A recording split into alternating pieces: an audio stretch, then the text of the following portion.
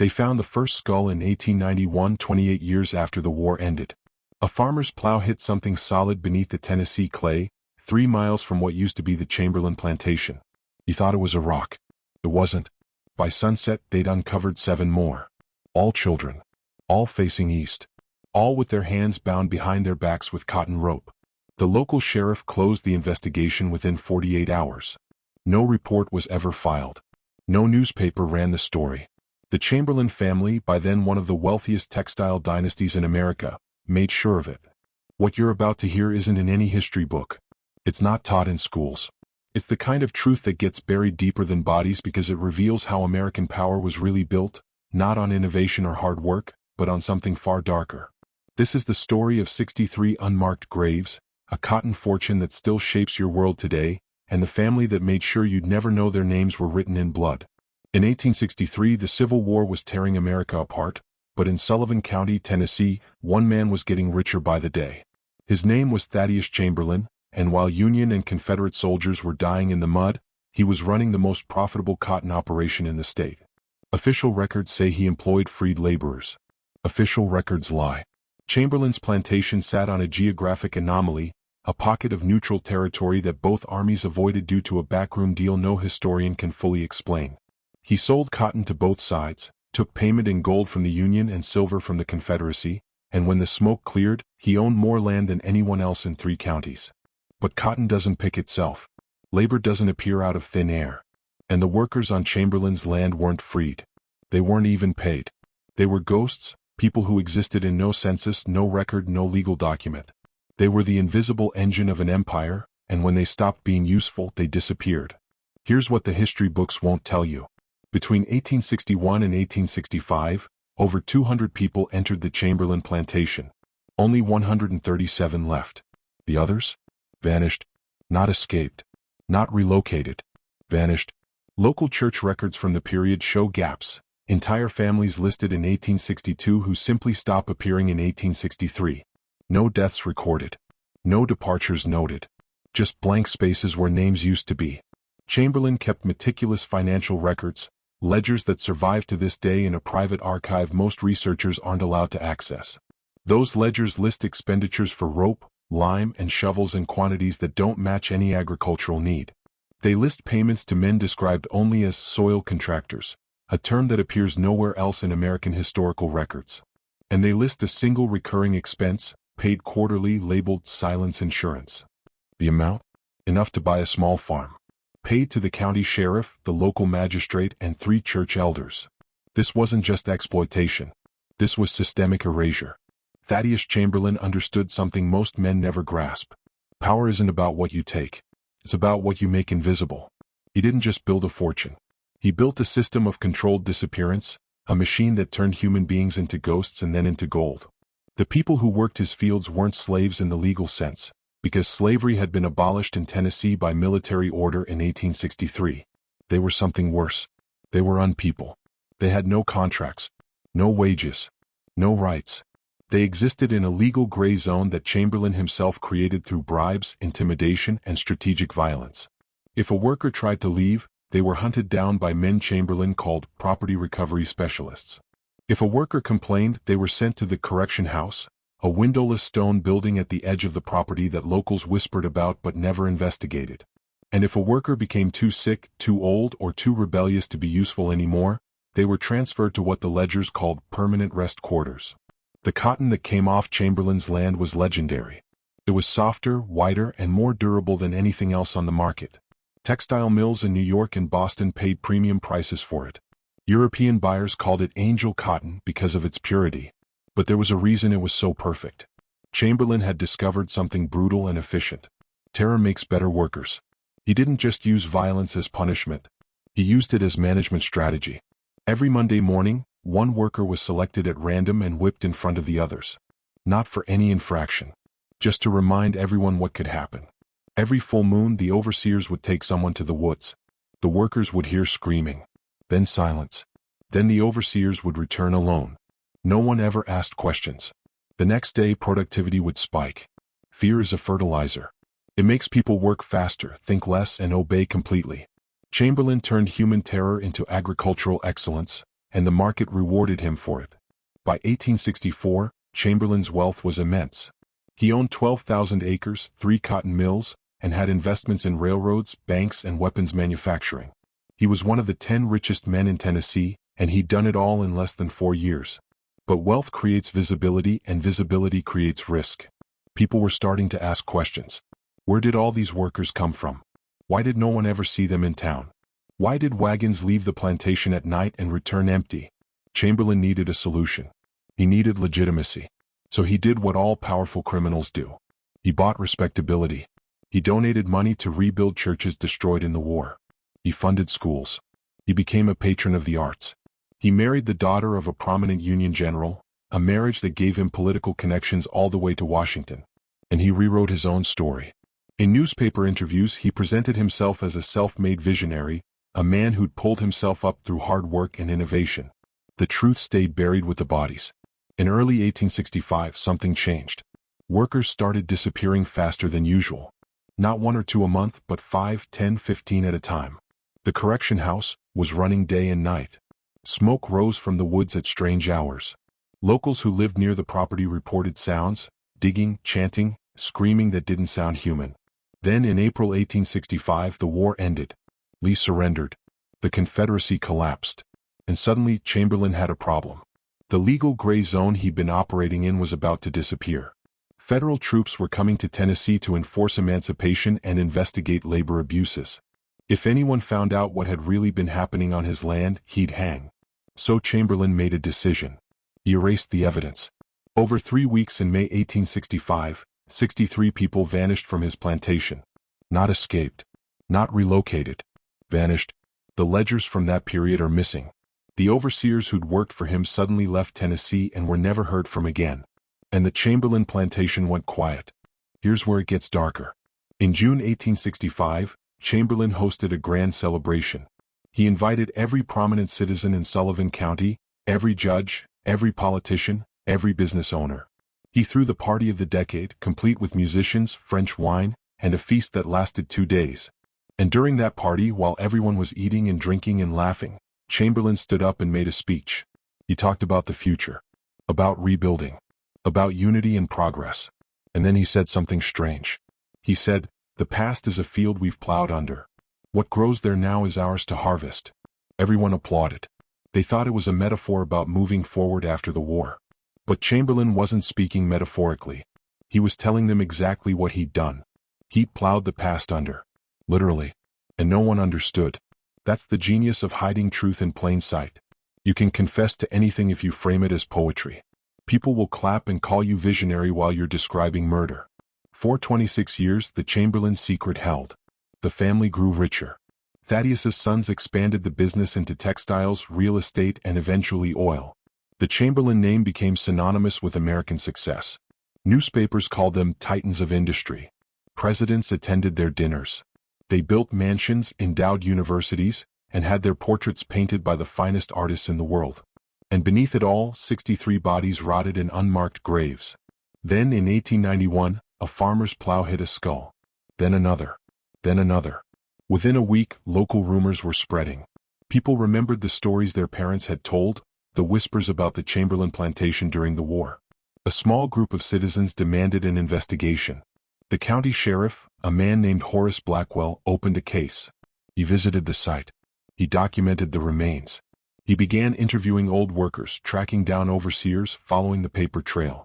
For 2 weeks, it looked like the truth might finally come out. Then Blackwell closed the case. No explanation. No report. Just a 1-sentence statement. No evidence of criminal activity. What happened to Sheriff Blackwell? 3 months after closing the investigation, he bought a house in Nashville worth 10 times his annual salary. He retired from law enforcement and became a private consultant for the Chamberlain family business. He lived comfortably for the next 30 years and never spoke about the graves again. The citizens who demanded the investigation received visits from well-dressed men who politely suggested they stop asking questions. One of them, a shopkeeper named Samuel Frost, wrote in his diary, "They didn't threaten me.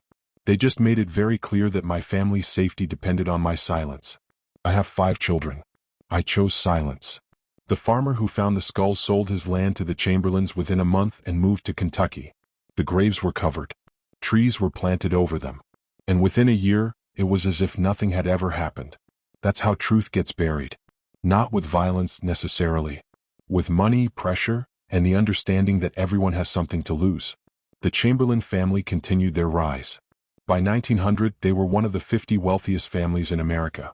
They owned textile mills in 6 states, had investments in steel and shipping, and wielded political influence that reached the highest levels of government. Thaddeus's grandson, William Chamberlain, became a senator. His great-grandson, Robert, advised presidents. The family name appeared on hospital wings, library buildings, and scholarship funds. They were philanthropists.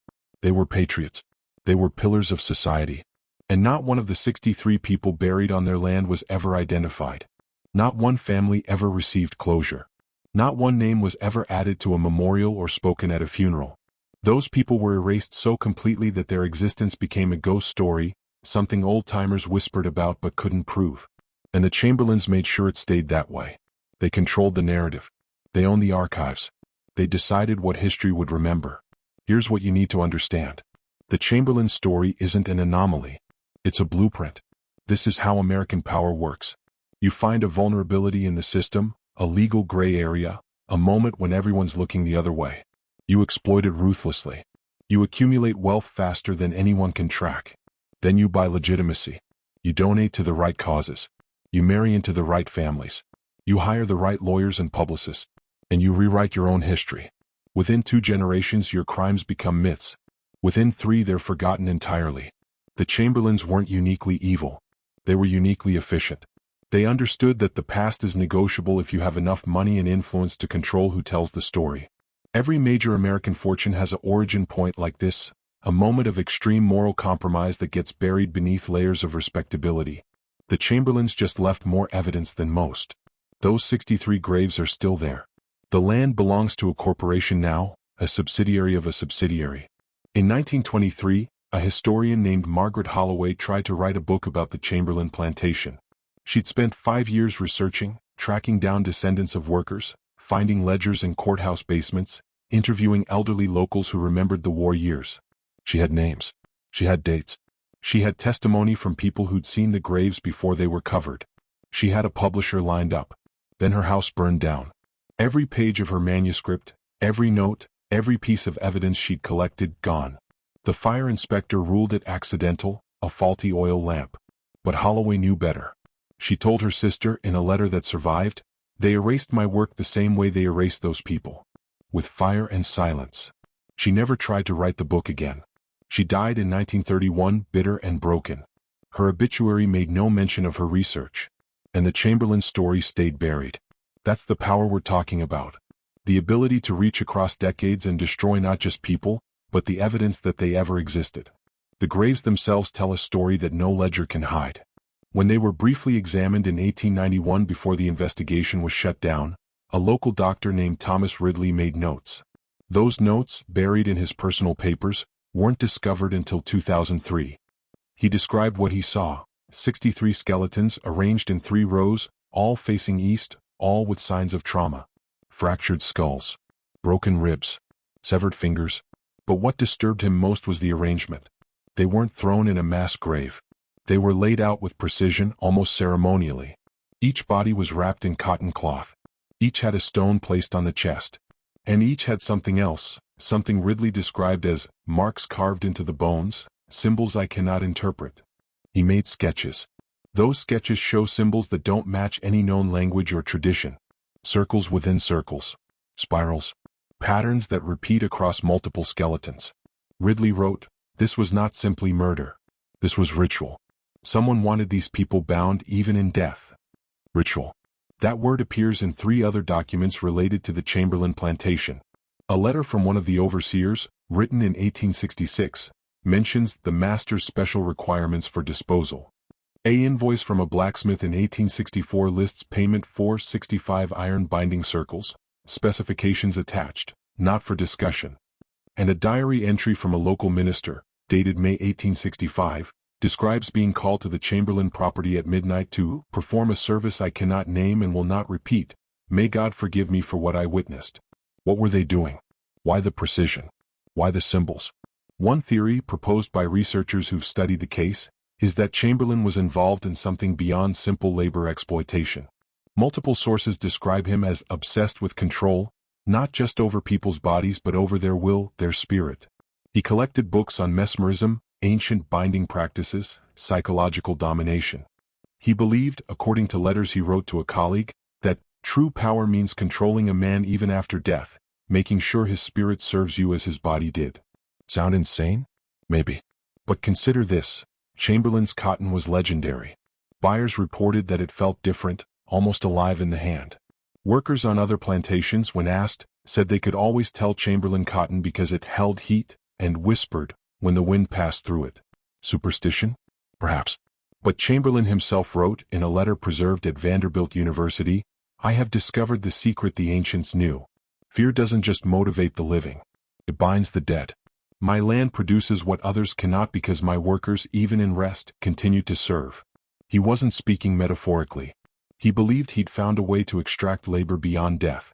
Whether that's possible isn't the point. The point is he believed it, and he structured his entire operation around that belief. The ritual burial, the symbols, the precision. He was trying to create permanent servants. And the fortune he built suggests, at minimum, that his methods, whatever their supernatural validity, were psychologically and economically effective. The Chamberlain fortune exists today. Not under that name, obviously. The family trust was dissolved in 1954, assets distributed across multiple shell corporations, holding companies and charitable foundations. But the money is still there, still growing, still influencing. One of those foundations funds educational programs in 23 states. Another owns a media company that produces news content seen by millions every day. A third invests in agricultural technology, helping modernize farming in developing countries. The same bloodline that built power on 63 unmarked graves now shapes how children learn, how people get information, and how food gets produced. They rebranded. They diversified. They went quiet. But they didn't disappear. That's the final lesson. The truly powerful don't vanish when exposed. They adapt. They outlast. They make sure that by the time anyone's looking, the trail is so cold and complicated that connecting present wealth to past crimes becomes impossible. The Chamberlains understood generational thinking. They built systems that would outlive scrutiny. Now let me ask you something. How many other families did the same thing? How many fortunes were built on disappeared people, on buried evidence, on rituals and systems we'll never fully understand because the records were burned, the witnesses were silenced, and the land was paved over? The Chamberlains left clues because they were arrogant. They thought they'd covered their tracks well enough. But what about the ones who were more careful? The ones who left no ledgers, no letters, no graves anyone would ever find? American history is full of gaps. Families that appear suddenly wealthy. Communities that vanish from records. Land that changes hands under mysterious circumstances. We assume it's just poor record keeping. But what if it's not? What if the system we live in now, the power structure that determines who has influence and who doesn't, was built on foundations exactly like Chamberlain's? Not dozens of cases. Hundreds. And the only difference is most of them stayed buried. Here's what they don't teach you in school. Power protects power. Always. The system isn't broken. It's working exactly as designed. When a man like Thaddeus Chamberlain commits atrocities, the first instinct of every institution, legal, political, religious, is to contain the story, not punish the crime. Why? Because punishment creates precedent. If Chamberlain hangs for what he did, then every other wealthy man who built his fortune through exploitation, every industrialist who worked people to death, every banker who foreclosed on starving families, they all become vulnerable. The system can't allow that. So it protects the powerful by making their crimes invisible. Sheriff Blackwell didn't close that investigation because he was paid off, though he was. He closed it because he understood that pulling on that thread would unravel the entire social order. Expose Chamberlain and you expose everyone. So you bury the graves, pay off the witnesses, and move on. And 63 people stay forgotten because their justice threatens the whole structure. The Chamberlain plantation land was sold in 1932 to a timber company. The timber company clear-cut it in 1945. A housing development was built there in 1967. Today it's a suburban neighborhood, neat little houses with neat little lawns, families who have no idea they're living on top of unmarked graves. I'm not telling you this to haunt you with ghost stories. I'm telling you this to make a point. History doesn't go away just because you pave over it. Those 63 people are still there. Their stories, their names, their stolen lives, They're still radiating up through the foundation of those houses. And the fortune built on their backs is still shaping the world. The Chamberlains aren't anomalies. They're examples. They show you how power really works, how wealth really accumulates, and how history really gets written. Not by historians, by the powerful. And their version always leaves out the graves. You want to understand how the world works? Start by asking what's been buried. Because the soil you're standing on is deeper than you think. Before we go deeper, I need you to do something. It's not just about engagement. It's about marking a threshold. You're hearing things right now that most people will never know. Information that changes how you see everything. And once you cross this line, there's no going back. You'll see the pattern everywhere. In every fortune. Every institution.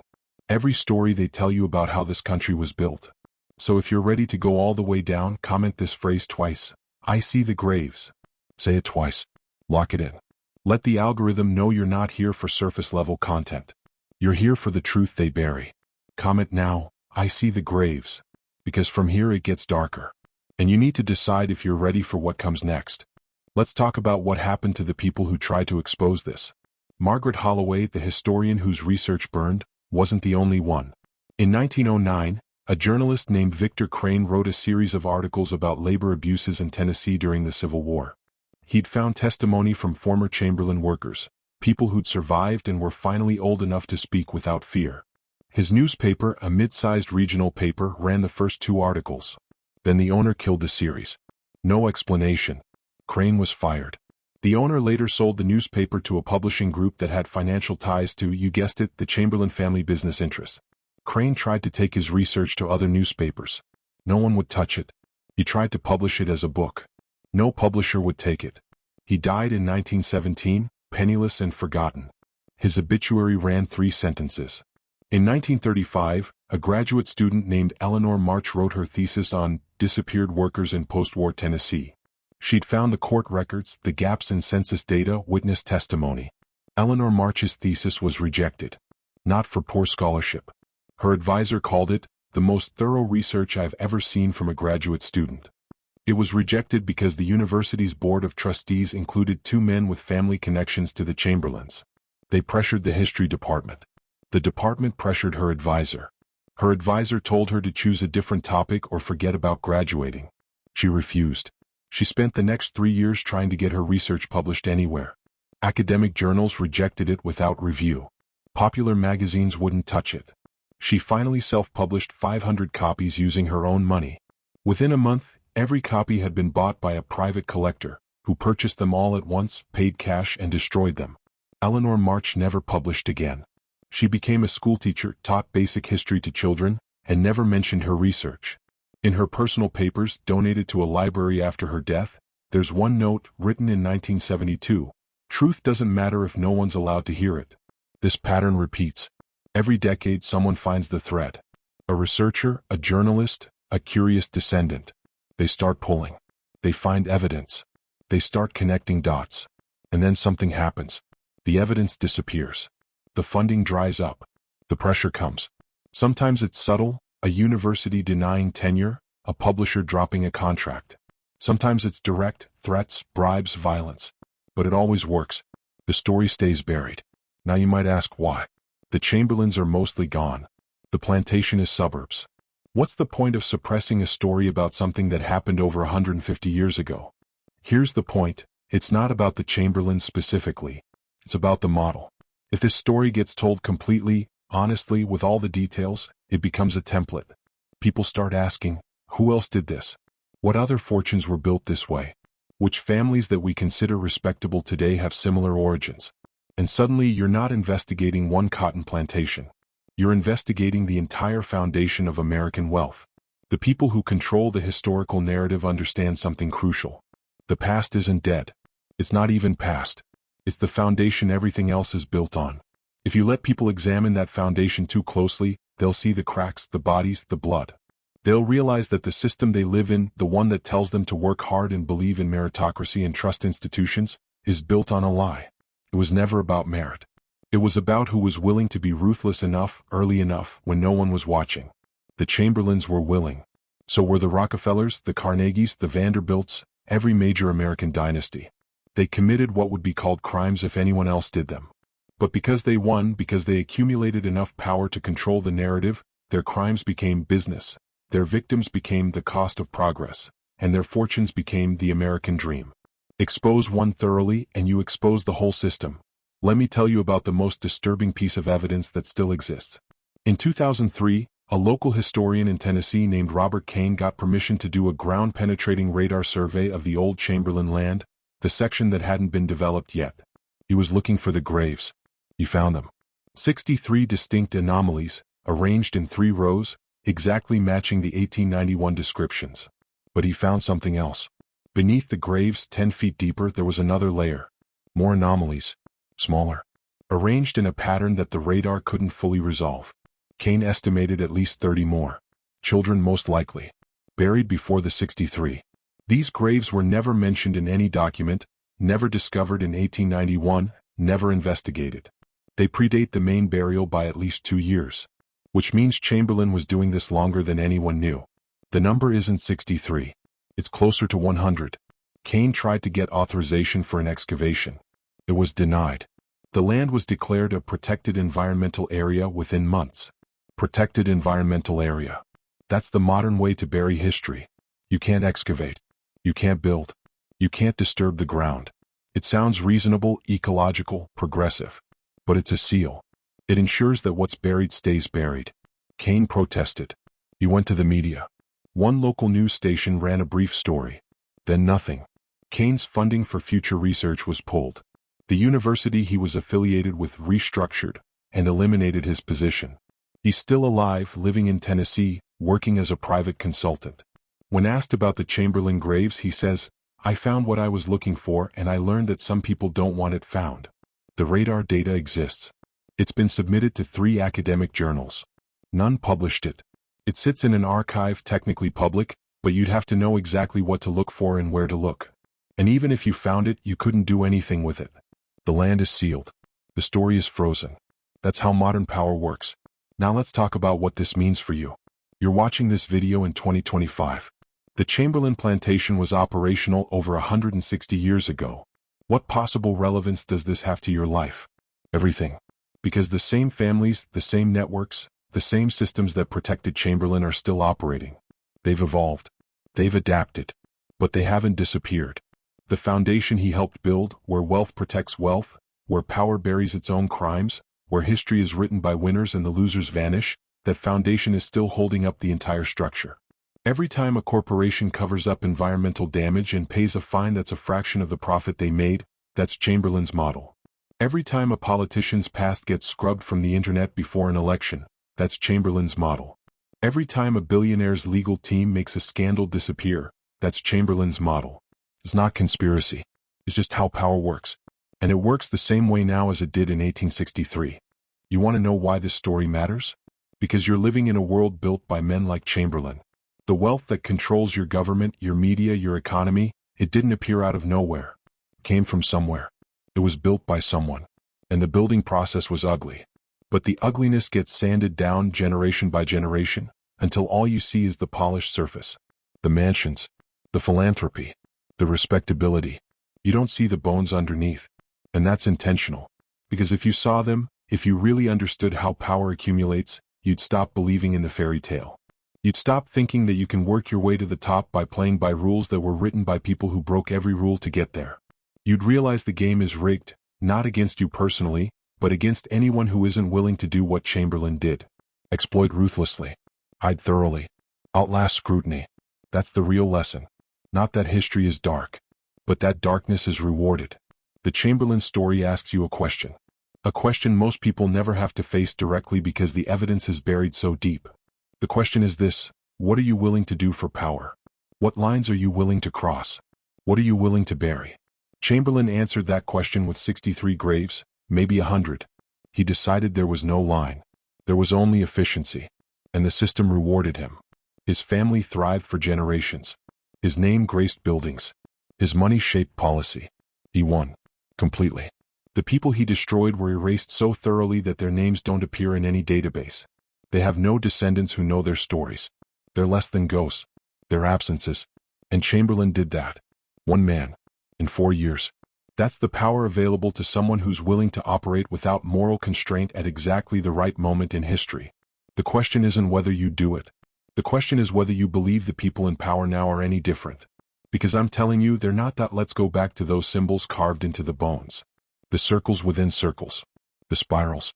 Dr. Ridley sketched them in 1891, and those sketches were lost until 2003. When they were finally analyzed by someone who understood esoteric traditions, the conclusion was disturbing. The symbols match patterns used in 18th and 19th century occult binding rituals, practices designed to trap a spirit in service to a master even after physical death. These weren't mainstream practices. They were fringe, dangerous, considered heretical even by most occult standards. But they existed. Books on these techniques were circulating in certain circles. Wealthy men obsessed with control, with extending their power beyond the limits of mortality. Chamberlain owned at least 3 of these books. His personal library, auctioned off in 1889, included titles on mesmerism, spiritual domination, and ancient Egyptian funerary binding practices. One book, listed in the auction catalog, was called The Eternal Servant: Methods of Post-Mortem Obligation. It sold to an anonymous buyer and hasn't been seen since. Did it work? Did Chamberlain actually bind spirits to his service? Here's what we know. His cotton was objectively superior. Chemical analysis done in the 1950s on preserved Chamberlain cotton samples showed no abnormalities, no secret treatment, nothing that would explain why it felt different. Yet every account from the period describes it as different, uncanny, alive.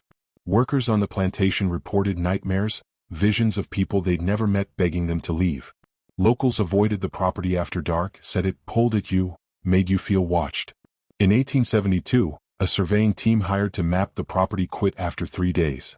Their report, preserved in county records, states, "We cannot complete this work. The land itself is hostile. Every member of our team reports feeling a presence, hearing voices, and experiencing what can only be described as supernatural resistance. We recommend this property be left undisturbed." Whether you believe in the supernatural is irrelevant. The point is, Chamberlain believed, and he structured his entire operation around that belief. Here's the real question. How many other men like Chamberlain were doing the same thing? How many plantations, factories, mining operations had owners who weren't satisfied with just physical control, who wanted something deeper? We know occultism was fashionable among certain wealthy elites in the 19th century. We know books on these subjects circulated. We know some of those men had the resources and isolation to experiment. What we don't know is how widespread it was, because the evidence was buried along with the bodies. But consider this. If one man in rural Tennessee was attempting to create eternal servants through ritual murder, what were the men with more money and fewer witnesses doing in more isolated places? The American West had mining operations where entire work crews vanished. The Deep South had plantations that operated with impunity until the 1870s. The industrial North had factories where immigrant workers died by the dozens and were buried in unmarked graves. How many of those deaths were accidents and how many were intentional? How many wealthy men were experimenting with control that went beyond this life? The pattern you need to recognize is this. Extreme wealth makes people experiment. It removes normal constraints. When you have enough money to buy silence, enough power to avoid consequences, enough isolation to act unseen, you start asking different questions. Not what's allowed, but what's possible? Chamberlain asked that question. And he found an answer that made him one of the richest men in his state. Other men, seeing his success, would have asked, what's his secret? Some might have dismissed the occult angle as superstition. But some wouldn't. Some would have investigated, tried it themselves, refined the methods. And if it worked, even partially, if the psychological effect of ritualized terror created workers who were more obedient, more productive, more broken, then it would spread. Not openly. Not in business journals or university lectures. But through quiet conversations between men who understood that power has no limits except the ones you accept. That knowledge would pass down through families, through secret societies, through networks of men who knew how the world really worked. This is where the story stops being historical and becomes present tense. Because those networks didn't disappear. They evolved. The same families that built fortunes on disappeared people in the 1800s are running corporations now. They're not doing crude physical rituals anymore. They don't need to. They've refined the methods. Psychological manipulation. Algorithmic control. Social engineering. Creating systems where people enslave themselves, work themselves to death, and never question it because they believe they're free. The ritual isn't carved into bones anymore. It's encoded in terms of service you don't read, in social credit systems, in behavioral modification through technology. But the goal is the same: create a permanent servant class that works until they're used up and then vanishes from concern. Chamberlain would look at modern labor practices, at how corporations treat workers, at how people are tracked and monitored and optimized, and he'd recognize it immediately. He'd say, "You perfected what I started." And he'd be right. The 63 graves under that Tennessee suburb aren't just history. They're prophecy. They show you what happens when people accept that power has no moral limits. Chamberlain didn't see those people as human. He saw them as resources, tools, assets to be used and discarded. And that worldview, sanitized and professionalized, is how the modern economy operates. You're not a person to most corporations. You're a data point, a unit of productivity, something to be optimized, monetized, and when you're no longer useful, forgotten. The difference is Chamberlain had to dig graves. Modern power doesn't. They just let you disappear into poverty, irrelevance, algorithms that stop showing your content, social systems that stop supporting you. You don't die physically. You die economically, socially, digitally. Same result. Cleaner method. And no one has to feel bad because there's no body. Just absence. Chamberlain's graves are under houses now. Modern graves don't need digging. They're spreadsheets. Discontinued accounts. People who slipped through cracks that were designed to catch them. So what do you do with this knowledge? You can't unlearn it. You can't go back to believing the comfortable story where power is earned through merit and history is written fairly. You know now that it's built on graves, that the powerful protect each other by burying evidence, and that the system is designed to make you complicit in your own exploitation. First step, stop believing the story they tell. Every fortune you see, every powerful family, every institution that demands your trust, ask where it came from. Dig past the official narrative. Look for the gaps, the missing records, the closed investigations, the people who tried to tell the truth and were silenced. Second step, understand that power respects power. Morality is a tool they use to control you, not something they follow themselves. They'll tell you to play fair while they break every rule. Don't be naive enough to think they'll reward your virtue. Third step, build your own power. Not their way. Not through exploitation and blood, but through knowledge, community, and refusing to be invisible. The Chamberlain dynasty succeeded because 63 people, maybe 100, had no one to speak for them. They had no power, no voice, no way to fight back. And even after they were dead, no one cared enough to demand justice. That's the real crime. Not just the murders, the silence after. The system that made sure their deaths meant nothing. You have something they didn't. You have a voice. You have reach. You have the ability to make sure stories don't stay buried. Every time you share information the powerful want hidden, every time you refuse to accept the official narrative, every time you demand accountability, you're putting a crack in their foundation. It's not dramatic. It's not revolutionary in the violent sense. But it's cumulative. Enough people refusing to forget, refusing to be silent, refusing to accept that power means never being questioned, that changes the structure. Not overnight, but over time. The Chamberlains won because everyone looked away. You can choose not to. There's a reason this story stays with people who hear it. It's not just the horror of 63 unmarked graves. It's the realization that this is normal. This is how power works, how it's always worked, how it continues to work. The names change. The methods evolve. But the core truth stays the same.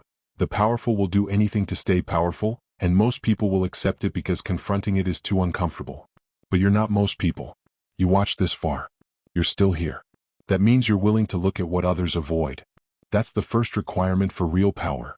Not their power built on bodies and silence.